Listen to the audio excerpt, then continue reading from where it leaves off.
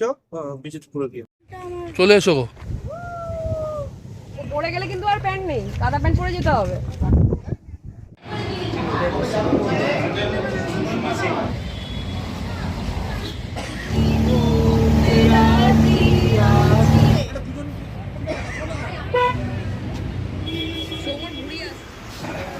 প্রথম পর্বে কলকাতা থেকে দীঘা আসা, সৈকত সরণি ধরে তাজপুর হয়ে মন্দারমণি হয়ে এসে পৌঁছনো এবং সারাদিন কাটানো।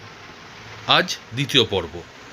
আমরা প্রাতরাশ সেরে জ্যোৎস্না ইন্টারন্যাশনাল থেকে বেরিয়ে যাব বিচিত্রপুরের উদ্দেশ্যে। আপনাদেরকেও সাথে নিয়ে যাব কিন্তু।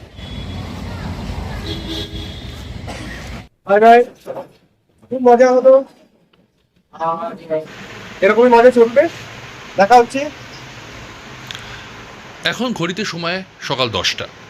প্রাতরাশে লুচি তরকারি, কেউ ব্রেড বাটার খেয়ে, আবার কারুর মুড়ি খাওয়া শখ হয়েছিল, মুড়ি চা খেয়ে আমরা বেরিয়ে পড়েছি বিচিত্রপুরের উদ্দেশ্যে।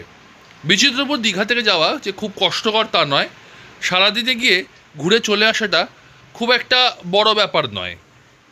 যে রাস্তা আপনার ওল্ড দীঘা বা নিউ দীঘা থেকে বালাসোরের দিকে যাচ্ছে, সেই রাস্তা ধরে যদি আপনি এগোন তাহলে 7 কিলোমিটার দূরে আপনার পড়বে হচ্ছে চন্দনেশ্বর। মোটামুটি 3.5 কিলোমিটার গেলেই আপনি পেয়ে যাবেন হচ্ছে উড়িষ্যা বাংলার যে বর্ডার। চললাম বিচিত্রপুরের পথে। বিচিত্র কিছু খুঁজতে। এটা কোথায়? এই জায়গাটা হলো উদয়পুর। উদয়পুর হইতে আমরা যাইছি বিচিত্রপুর, সঙ্গে 3 সাথী কল। চলো দেখা হচ্ছে বিচিত্রপুরে গিয়ে। যে মানুষটার কথা শুনছেন, আমার বন্ধু অরিজিৎ, এ কিন্তু ওড়িয়া নয়, আমার আপনার মতোই পুরো আদ্যপান্ত বাঙালি। ওর একটি ভাষা চর্চার, বিভিন্ন ভাষায় কথা বলার বাতিক আছে। সারা পথে এভাবেই আমাদেরকে মাতিয়ে রাখে ও। সামনেই দেখতে পাচ্ছেন চন্দনেশ্বর মন্দির। চন্দনেশ্বর মন্দিরের গা দিয়ে ডান হাতে একটি রাস্তা ঢুকে যাচ্ছে। সেই রাস্তা ধরে আপনাকে সোজা যেতে হবে প্রায় 3 কিলোমিটার। এই চন্দনেশ্বর মন্দিরের ভেতরে যেহেতু ফটো বা ভিডিও করা অনুচিত, সে কারণটাতে আমরা চেষ্টা করিনি। গ্রামের রাস্তা, একেবারেই প্রত্যন্ত গ্রাম বলতে আমরা এটা বুঝি উড়িষ্যার সেই গ্রাম, তবে রাস্তা অত্যন্ত ভালো। এই রাস্তা ধরে 1 কিলোমিটার গেলেই আপনি বিচিত্রপুর ঢোকার পথ পাবেন। যে গরুটিকে দেখতে পাচ্ছেন, এটি আমাদের অনেকক্ষণের সঙ্গী, যে একাধিকবার গুঁতো খেয়ে এবং গুঁতো দিয়েও আমাদেরকে ছেড়ে যায়নি, এতক্ষণ অপমানিত হয়ে চলে গেল। বাপ রে! সুজয়দা, সুকান্ত দা আমাদের সামনের গাড়ি সুজয়দা নিয়ে আসছে ব্যাকে। বিচিত্রপুরে ঢুকবার এটা সবচেয়ে বড় সমস্যা, যে এই সামনে যে রাস্তাটি, এই রাস্তা ধরেই আপনাকে যেতে হবে। যদি মাঝখানে আটকে পড়েন তাহলে এভাবে বেরিয়ে আসতে হবে। ব্যাক করতে গেলে প্রচুর হাত ভালো না হলে হয় না। এই পথেই আপনাকে যেতে হবে বিচিত্রপুর। এটাই একমাত্র ঢুকবার এবং বেরোনোর পথ। ভরা বর্ষায় এ পথে কিন্তু জল জমে যায়। সামনে খোলা মাঠ, এখানে আপনি পার্কিং করতে পারেন। আমরা একটু এগিয়ে গিয়ে গাড়ি রেখেছিলাম ছায়ার তলায়। ওই ছাওয়াটা ঢুকতে পারবে? ওই ছাওয়াটা কি করবে? এটা হচ্ছে বিচিত্রপুরের টিকিট কাউন্টার। প্রসঙ্গত বলে রাখি, এই টিকিট কাউন্টারে আপনার 200 টাকা করে টিকিট করতে হবে। এটি ম্যানগ্রোভ ফরেস্ট, যা আপনি চোখের সামনে দেখতে পাচ্ছেন। এগিয়ে এসো। পড়ে গেলে কিন্তু আর প্যান্ট নেই, কাদা প্যান্ট পরে যেতে হবে। তুই আবার বেশি দিকে যাস না, উল্টে পড়ে যাবি।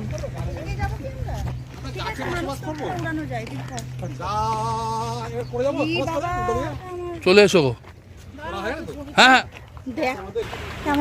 এই রাস্তা ধরে আপনাকে এগিয়ে যেতে হবে বিচিত্রপুরের, যেখান থেকে নৌকো ছাড়ে সেই পর্যায়ে। এখানে যে সমস্ত নৌকোগুলো আমরা পাই, এই সমস্ত নৌকো হচ্ছে স্পিড বোট। টোটাল 8টা নৌকো রয়েছে। এখানে প্রচুর জেলেরা রয়েছেন, তাদের জীবিকাই মাছ ধরা। যে অংশই দেখতে পাচ্ছেন, এটি এখানকার খাঁড়ি। এই খাঁড়িতে জোয়ারের সময় জল ঢুকে আসে আর ভাটার সময় জল বেরিয়েও যায়। এখানে নৌকো তৈরি, জাল বোনা, মাছ ধরা, এগুলো দেখতে কিন্তু বেশ ভালো লাগে। এই বিচিত্রপুরেই আমাদের নৌকো আসবে, আমরা উঠব এবং রওনা দেব।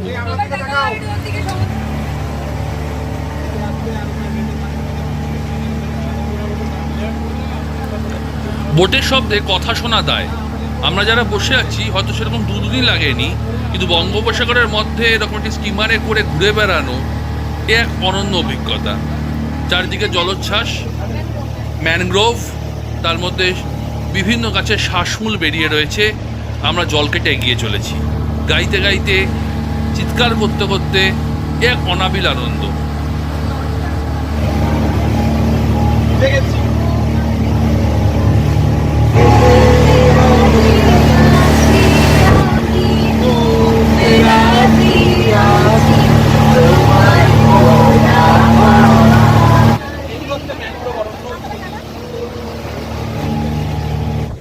আচ্ছা, বেশ খানিকক্ষণ বোটিং করলাম আমরা। তো তারপর আমাদের এই একটা দ্বীপে নামিয়ে দিল। দ্বীপটার নাম সত্যি কথা বলতে জানি না, কিন্তু পুরোটাই ম্যানগ্রোভ।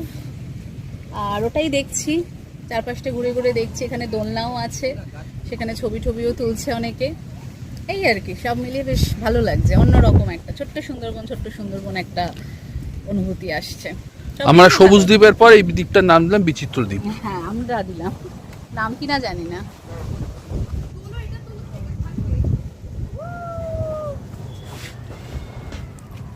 বিচিত্রপুর আসলে ওড়িশায় অবস্থিত হলেও দীঘা থেকে কিন্তু এর দূরত্ব খুব বেশি নয়।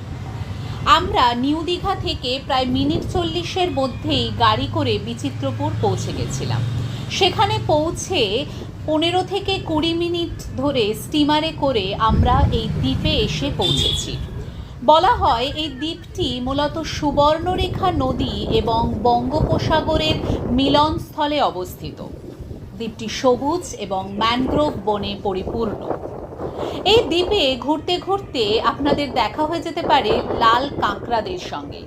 সেই সঙ্গে ভাগ্য ভালো থাকলে অশ্বক্ষুরাকৃতি কাঁকড়া বা যাকে বলা হয় হর্স শু ক্র্যাব, তারও দেখা মিলতে পারে। শীতে দেখা যায় নানা পরিযায়ী পাখি। এছাড়াও দেখা মিলতে পারে সামুদ্রিক কচ্ছপ এবং মেছো বিড়ালের সঙ্গে। দীঘা ভ্রমণের সঙ্গে খুব সহজেই যুক্ত করে নিতে পারেন এই বিচিত্রপুরকে। বলে রাখা ভালো, বিচিত্রপুরে যে স্টিমারের ব্যবস্থা রয়েছে সেটি মূলত 6 সিটার আর 9 সিটার। একটি স্টিমার আপনাকে দ্বীপে পৌঁছে দিয়ে আপনার জন্য কিন্তু অপেক্ষা করবে না, অন্য যাত্রীদের নিয়ে সেটি ফিরে যাবে। আপনি সেখানে নেমে দ্বীপটি 40 মিনিট থেকে 1 ঘন্টা মতো ঘুরে দেখতে পারেন, আপনার মতো করে সময় কাটাতে পারেন। তারপর অন্য একটি স্টিমার আপনাকে পুনরায় এখান থেকে নিয়ে যাবে। তবে বলে রাখা ভালো, স্টিমারে ওঠানামার পথটা কিন্তু বেশ পিচ্ছিল, তাই সাবধানে ওঠানামা করাই শ্রেয়। আর অবশ্যই জোয়ারের সময় দেখে আসবেন। ভাটার সময় কিন্তু এই স্টিমার বা নৌকা কোনো কিছুই চলাচল করে না।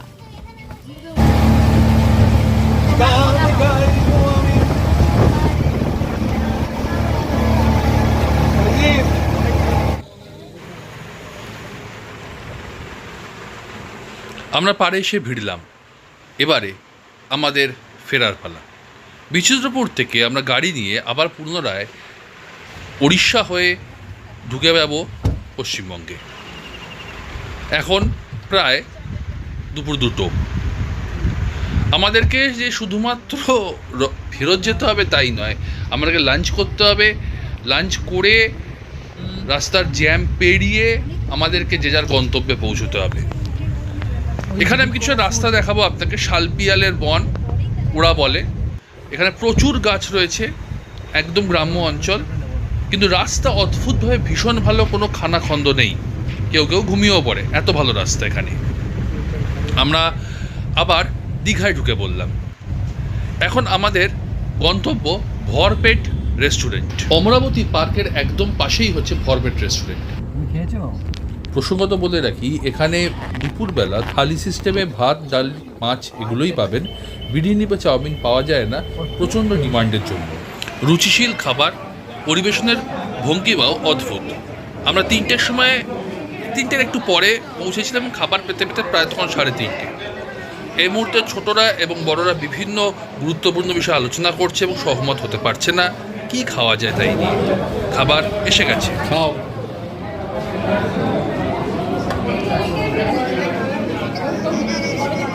খেতে বেশ ভালো, সুস্বাদু। এখনো নতুন তো বেশ ভালো, তাই না? কেমন লাগছে খাবার? ভালো, সব গুছিয়ে খাবার দিও। বড় মাছের পিস,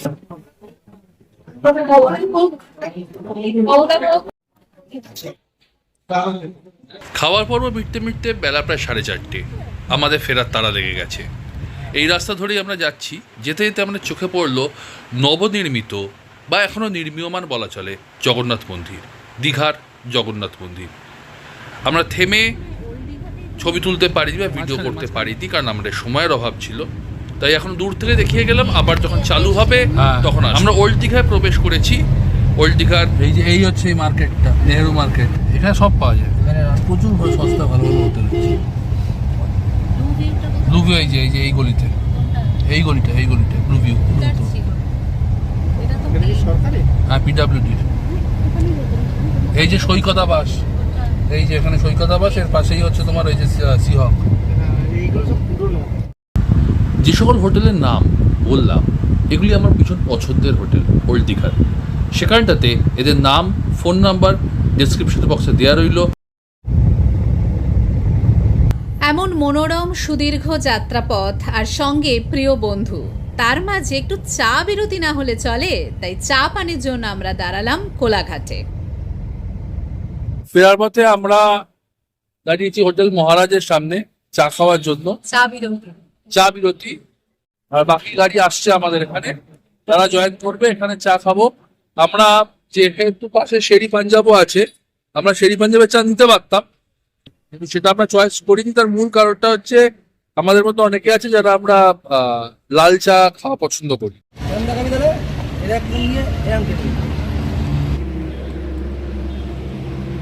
চায়ের সাথে সাথে আমাদের ইচ্ছা হলো একটু আইসক্রিম খাওয়ার। তো আইসক্রিম খাওয়ার ক্ষেত্রে আমরা বেছে নিলাম আফগানি আইসক্রিম রেস্টুরেন্ট টার্কিস্তানকে। এখানে আইসক্রিম খাওয়ার আগে একটা খেলা দেখানো হয়। আমরা বহু সিনেমায়, বহু ফিল্মে, বহু গানে আমরা এই জিনিস দেখেছি। আজকে এখানে আমাদের হয়ে প্রতিনিধিত্ব করবে প্রিয় গুঞ্জা। আমরা কোলাঘাটে দাঁড়িয়ে সেটা দেখানো হবে এবং যার উপরে এই ম্যাজিকটা সেইটা অ্যাপ্লাই করা হবে। হ্যাঁ,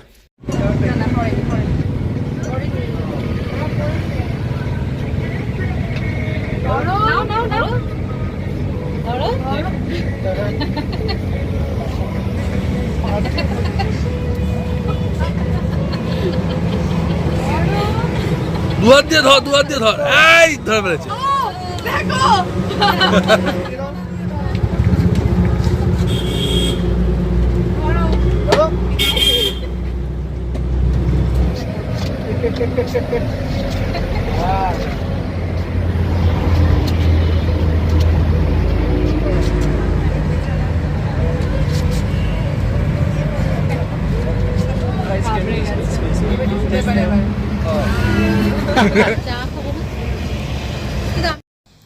এভাবেই আমাদের যাত্রা শেষ হলো।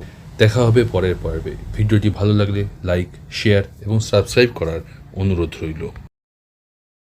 আমার মতন সখী কে আছে, আয়